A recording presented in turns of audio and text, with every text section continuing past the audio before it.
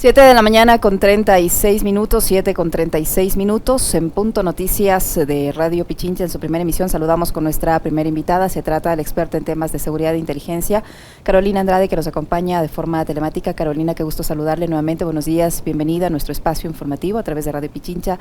Le acompañamos Washington Yepes, quien le habla Licenia Espinel. Ayer el presidente de la República presentó las 8 preguntas con las que pretende convocar a esta consulta popular y ha dicho que con ella se va a combatir la inseguridad que vive el país. Seguridad, democracia, ambiente son algunos de los ejes centrales de esta consulta, pero que en lo que refiere estrictamente a la seguridad hay una pregunta concreta y es el permitir la intervención de Fuerzas Armadas y en colaboración con la Policía Nacional para el control de la seguridad y esta de la extradición de los criminales, ha dicho el presidente de la República, del crimen organizado. No es específico en esta pregunta y mi consulta es la siguiente. Primero, a través de una consulta popular que hemos tenido varias a lo largo de las últimas décadas, ¿se puede o no resolver los temas de seguridad que tenemos ahora, o simplemente es un uso político de un recurso democrático como la consulta popular, por un lado? Por otro,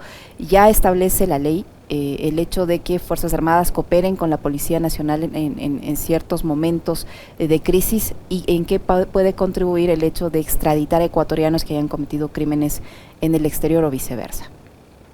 Hola Licenia, hola Washington, un gusto estar con ustedes esta mañana. Carolina, un saludo a todos quienes nos escuchan y nos siguen.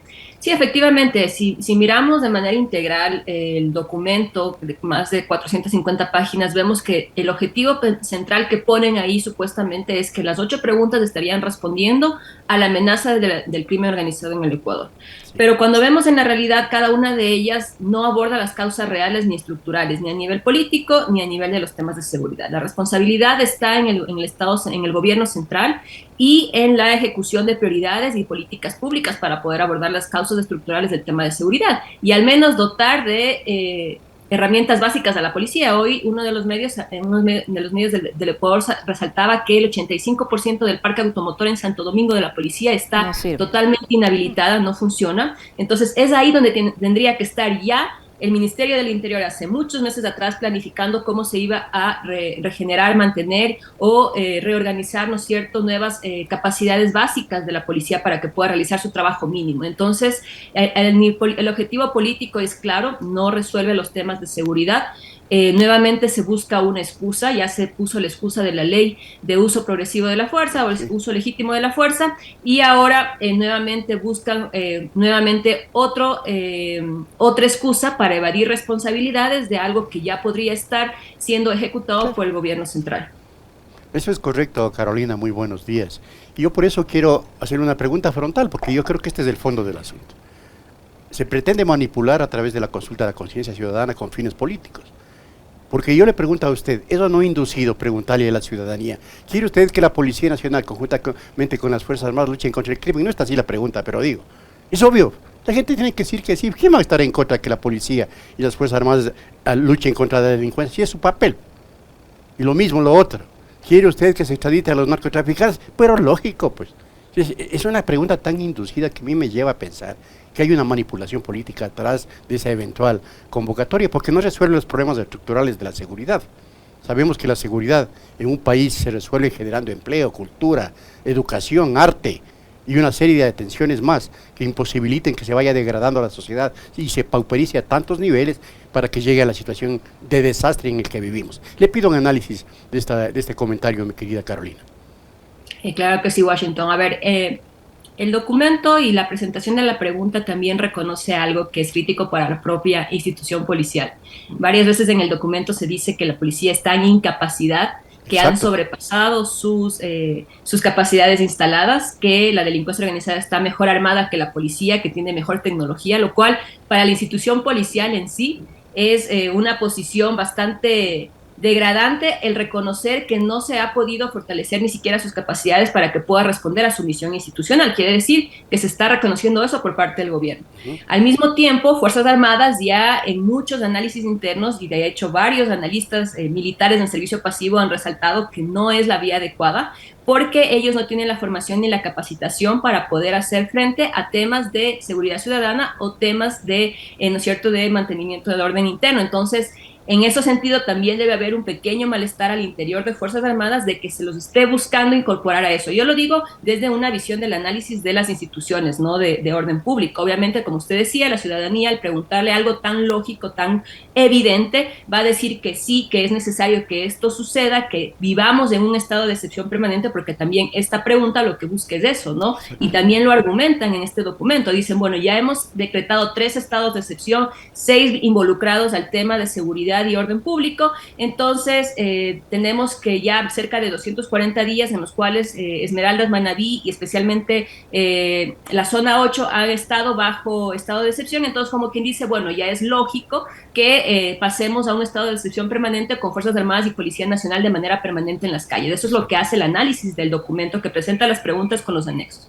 Entonces, pero, sin embargo, varios organismos de derechos humanos se han referido a que eso no es la mejor salida. Hay casos que demuestran que el llevar a Fuerzas Armadas a la calle junto a la policía, lo que genera es riesgos de que se generen mayores vulneraciones a los derechos humanos, riesgos de que se realice un uso excesivo de la fuerza y riesgos también de que las Fuerzas Armadas se contaminen, ¿no es cierto?, porque están más expuestas al delito común y a la delincuencia organizada. Entonces, las Fuerzas Armadas como institución están preparadas para eso, para hacer una respuesta de esa forma. También al mismo tiempo, en el 2014, 2015, ya se trató este tema y de hecho se lo pensaba incorporar en la Ley de Seguridad Pública del Estado. 2018 se lo declara inconstitucional, pero es una inconstitucionalidad de forma, no de fondo en cuanto a lo que estaba planteado. Y esa reforma lo que decía es, para operaciones específicas, que la policía solicite un trabajo complementario y de coordinación con Fuerzas Armadas. Y claro, hay escenarios en los cuales sí es necesario, y también creo que amerita un debate alrededor de eso y un diálogo. Por ejemplo, los temas de minería ilegal son temas en donde se necesita una coordinación entre policía y Fuerzas Armadas para realizar los operativos, pero son temas muy puntuales y específicos. Ahora, cuando se lo generaliza y se lo amplía a un ámbito de delincuencia organizada transnacional, como lo vemos, a veces existen usos políticos, entonces ahí vienen también los riesgos de abusos y de que sea usado de manera discrecional para otros objetivos. Carolina, pero actualmente tanto la ley de seguridad como esta ley de uso progresivo de la fuerza recientemente aprobada por la Asamblea Nacional permiten la cooperación de la policía en situaciones específicas de crisis, y hemos visto que ni así ha dado resultados en cuanto al manejo de la seguridad. Por un lado, basta con ver lo que ocurre en las cárceles, por ejemplo, donde hay una estrecha cooperación entre la policía y Fuerzas Armadas, supuestamente para evitar que ingresen objetos prohibidos a las cárceles, y ocurre todo lo contrario. Una de mis consultas: ¿es necesario a través de una consulta popular preguntarle esto a la gente? Es decir, ¿y hasta qué punto esto resuelve el tema de la seguridad? Una cooperación más estrecha entre la policía y las Fuerzas Armadas en realidad puede llegar a resolver los problemas de inseguridad sin que se estén topando realmente las causas que provocan estos problemas de inseguridad, por un lado. Y la otra pregunta que yo tengo, antes de que se me olvide, es la segunda pregunta, esta pregunta que está relacionada con la extradición de ecuatorianos que han cometido crímenes transnacionales. Primeramente, ¿qué es un crimen transnacional? Y no hay el riesgo que con esta pregunta se busque en el fondo utilizarla de manera política, claro, digo yo, para políticos que sean considerados como líderes de organizaciones criminales y lograr así una eventual extradición. Bueno, en cuanto a la primera pregunta, sí, solo miremos lo que pasa en el estado de excepción, ¿no? Hasta el 12, ahí existe ya, ¿no es cierto?, un espacio de articulación policial y militar, que de hecho es una intervención completamente militarizada, que va contrariamente a lo que se sugiere, se recomienda de que se realicen intervenciones integrales con presencia del Ministerio de Salud, de Educación, del MIES, de Cultura, etcétera. Entonces, estas intervenciones puramente militares y policiales no están dando resultados efectivos y no generan efectos a mediano y largo plazo. Hasta el 12 de septiembre tenemos 2.954 muertes violentas. Esto es un incremento del 295% en comparación a la misma fecha del 2021. Si miramos lo que pasaba hasta el 30 de julio, teníamos aproximadamente 338 personas que habían perdido su vida en el país de manera por mes, ¿no? Y durante el último mes del estado de excepción, del 14 de agosto al 12 de septiembre, este número se incrementó a 398 durante estas 4 semanas, de manera conjunta. Tuvimos semanas en las que incrementó, otras en las que disminuyó, pero la tendencia se ve que esto no deja de crecer. Bajo este escenario, este año va a ser uno de los años más violentos que vive el Ecuador, entonces estamos viendo que esa coordinación no es suficiente y por eso de hecho el espíritu constituyente dentro de también el análisis que se hace de este artículo menciona que el camino es generar una policía civil que involucre civiles en los ámbitos de seguridad y defensa, no una policía militarizada y que involucre temas de prevención sobre todo, se apuesta por la prevención, se invierte en la prevención, que es mucho más ahorrativa y beneficiosa que los gastos que incurren en temas de represión y otras estrategias. Entonces, ahí ya vemos datos específicos de que esas intervenciones militarizadas completamente no dan los resultados reales y, como mencionaba, pueden ser utilizadas para otros fines a nivel político que también generan riesgos, ¿no? Y ya sin contemplar todo lo que ya se ha pronunciado los organismos de derechos humanos, también al respecto de cómo esto ha afectado en países como México, por ejemplo, de abusos de derechos y de uso inadecuado de la fuerza por parte de estas instituciones.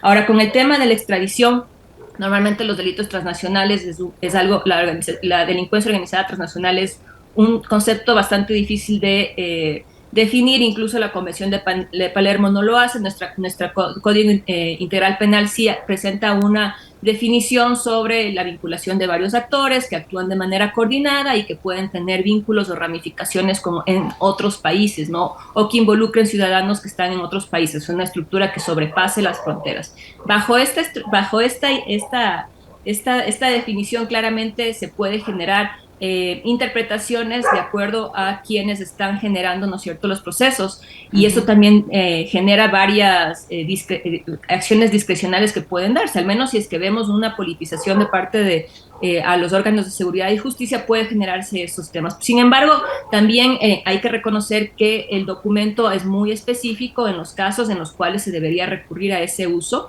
en los cuales el país donde se lo va a extraditar a los ciudadanos ecuatorianos debería motivadamente presentar las razones y todo lo demás, pero claro, siempre existen ciertas discrecionalidades, ¿no? En cuanto a eso, países como Colombia les ha servido como una herramienta justamente para poder generar una muestra de fuerza y de ejecución de la ley contra diferentes líderes de organizaciones criminales, lo cual puede ser beneficioso si en el Ecuador al menos ya tendríamos identificados quiénes son esos líderes. Sin embargo, todavía no vemos ni siquiera el trabajo por parte de la policía de tener clara esa estructura, porque si no ya tuviéramos, por ejemplo, ya una campaña de los más buscados para tener a nivel nacional y a nivel del DMG una campaña identificando quiénes son esas personas a las cuales la policía está buscando, ¿no es cierto?, como responsables de los últimos hechos de violencia.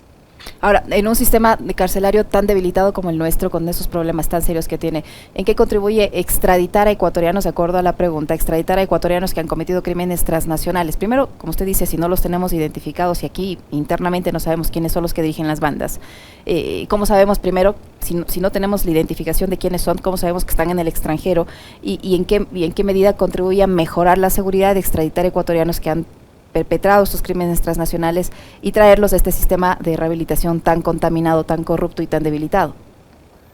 Totalmente, ahí también esta pregunta lo que demuestra es que el Estado está en incapacidad, primero, de gestionar su sistema de rehabilitación social, segundo, antes de eso, primero, incapaz de gestionar, de tener un sistema de justicia fortalecido, que debería ser realmente ese el objetivo, ¿no? Que sea un verdadero sistema de justicia que no esté relacionado con temas políticos, que ejerza justicia de manera real con jueces idóneos, que existe una depuración de este espacio, pero lo que vemos en la realidad es que eso no sucede. Entonces, el Estado demuestra con esto que no existe estas capacidades internas, tampoco existe una capacidad de gestionar a sus privados de la libertad y por eso debe recurrir a acciones que sobrepasen, ¿no es cierto?, sus ámbitos de competencias y de responsabilidades a nivel interno para recurrir a temas de apoyo internacional. Entonces ahí también ya generan, ¿no es cierto?, nuevamente, como decía en el tema de la policía, un reconocimiento de esta falta de poder tener un Estado fuerte, fortalecido y que cumpla con sus responsabilidades mínimas.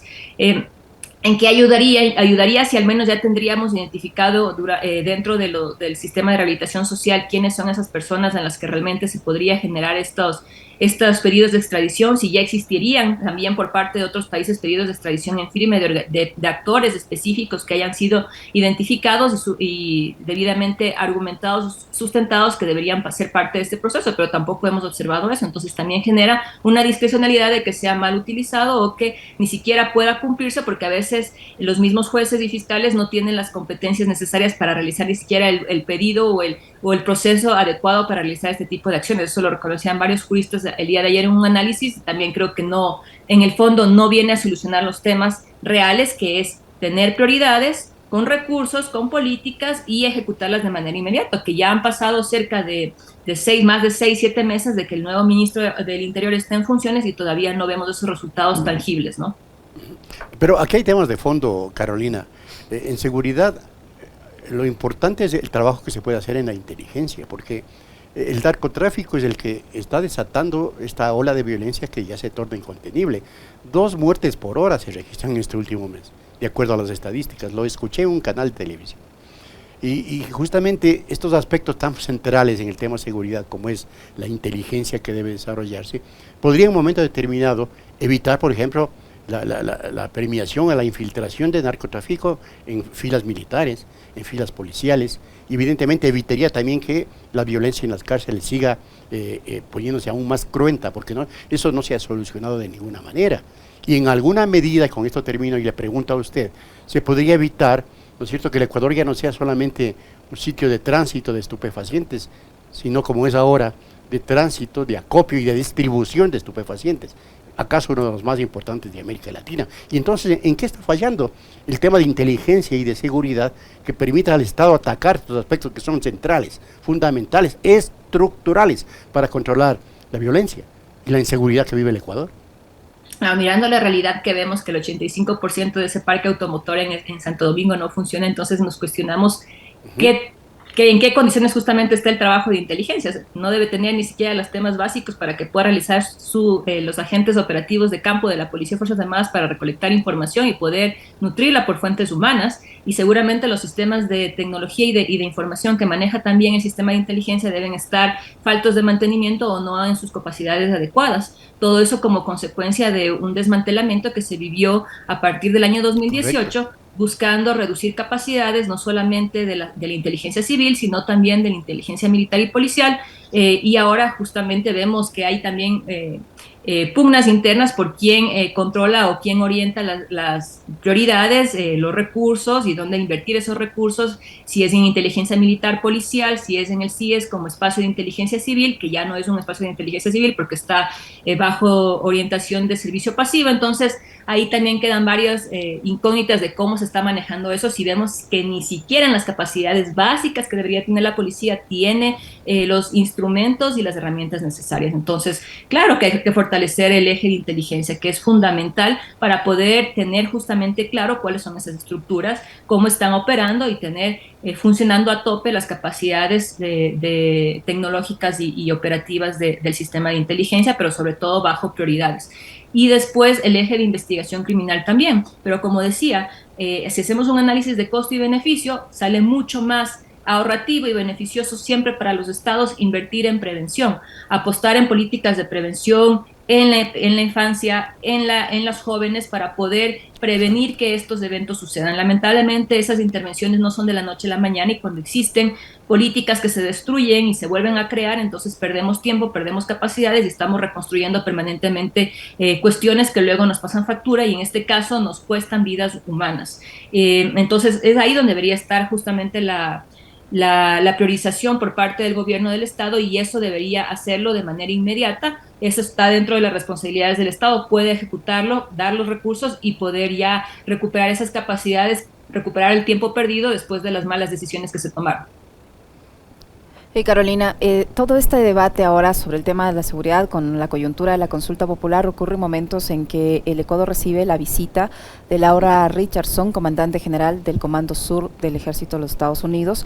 Durante la actual administración del presidente Lasso, el país ha recibido alrededor de 5 visitas de autoridades de alto nivel de los Estados Unidos.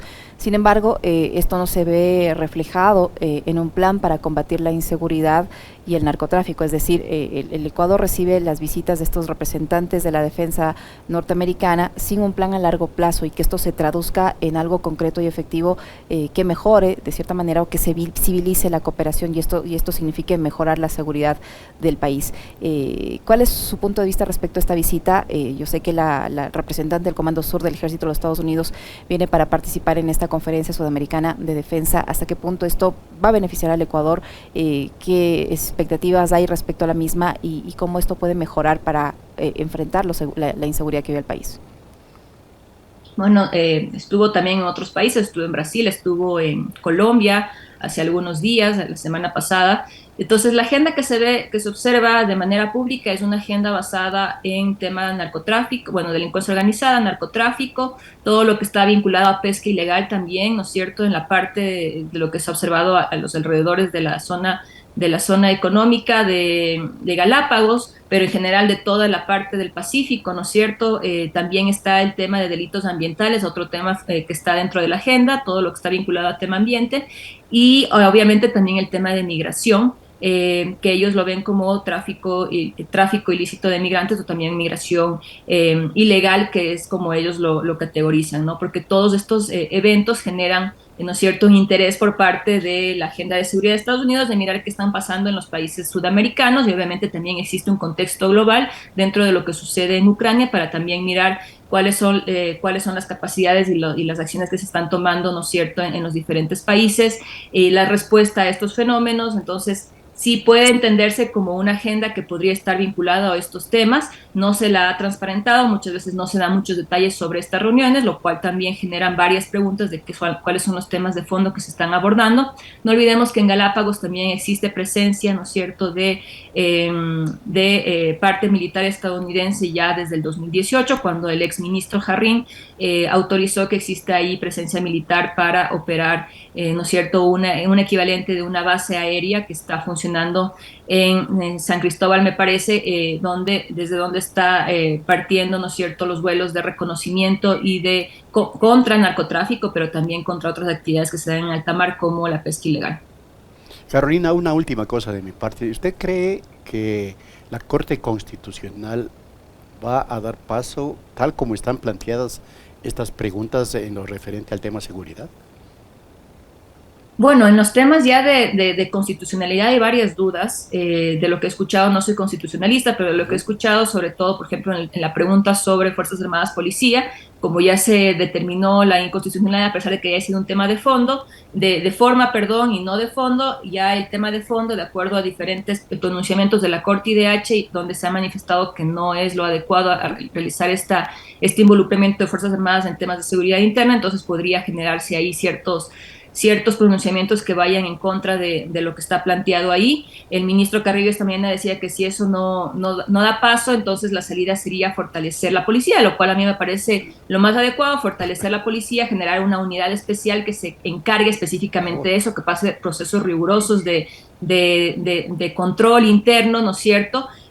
Pero mientras se hace ese fortalecimiento, en general se necesita una política de transparencia y de depuración de la policía en general, porque hemos visto varios hechos que involucran a Fuerzas Armadas y policía en diferentes temas de captación de dinero, los narcogenerales, temas que cada día vemos que diferentes policías están involucrados en temas delincuenciales, en temas narcotráfico. Entonces ahí también hay fortalecer, pero mientras tanto hay que depurar y generar una reforma también, creo, a nivel de lo que es la institución policial, que involucre otras capacidades, se reoriente a los objetivos que estamos mirando que están sucediendo en este momento, y también integre capacidades civiles dentro de diferentes espacios y no esté esto bajo espacio exclusivo de policía o Fuerzas Armadas. Creo que son parte de las necesidades de esta reforma, mientras también se puede crear un espacio específico, especializado, que pueda hacer frente y liderar acciones específicas frente a lo que está sucediendo.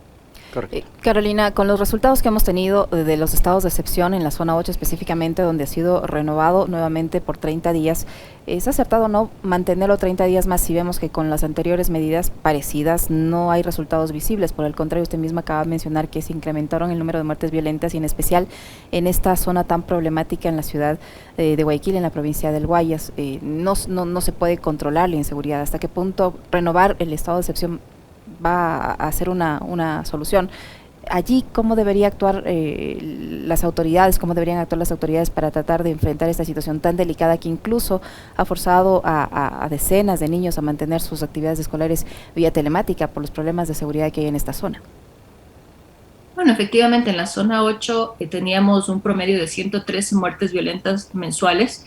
Durante el mes del estado de excepción, del 14 de agosto al 12 de septiembre, que tengo los datos, ya suman 130 personas que perdieron su vida durante estas 4 semanas aproximadamente que ya está el estado de excepción que se cumple el día de mañana. Entonces, no vemos un resultado real en eso.